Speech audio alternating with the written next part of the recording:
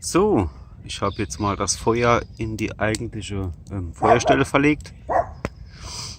Einfach aus dem Grund, weil es jetzt am späten Nachmittag und abends natürlich schöner ist. Und der andere Grund ist einfach, damit das Zeug da drin, was ich da immer auskippe vom Grill, da ist der Grill, irgendwann auch mal verbrennt und verglüht. Da habe ich mich dann doch entschlossen, jetzt nochmal hier Feuer zu machen. Und es ist halt am späten Nachmittag bzw. frühen Abend.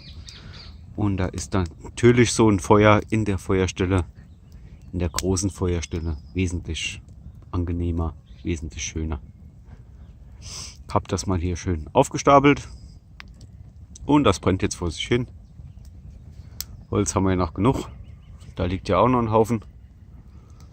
Und das gekaufte Holz ist ja auch noch da. Ja. Dann ist der Tag fast bald rum, den ich hier verbracht habe. Der Hund bellt immer noch. Ich weiß nicht, wann ich heimgehe.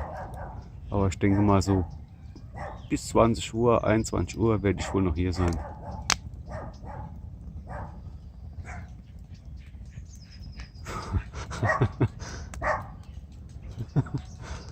Ich muss gerade lachen. Da kommen zwei junge Mädels, laufen hier den Weg entlang, höre und sehen die Bella und drehen sich wieder rum und gehen in die andere Richtung.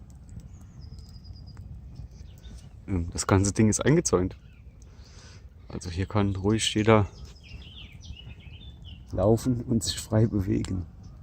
Die kann nicht raus. Wir haben zwar ein paar Löcher am Zaun, aber es hält sich noch in Grenzen. Gell, Bella? Warum erschreckst du immer die Leute, Mausi?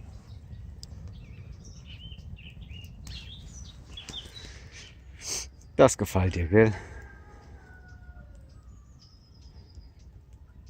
Also wenn heute Abend jemand schläft, und zwar die ganze Nacht durch, bis irgendwann morgen früh um 11, dann bist du das.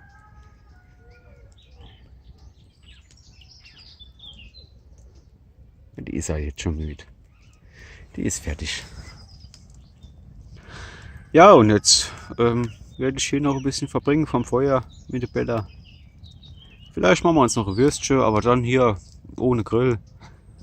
Dann auf dem Stock schön aufgespießt, übers Feuer hänge. Funktioniert genauso. Ja, das Zeug da, was da in der Feuerstelle drin ist, das muss mal raus. Das sammelt sich immer mehr, immer mehr, immer mehr. Und das muss man verbrennen.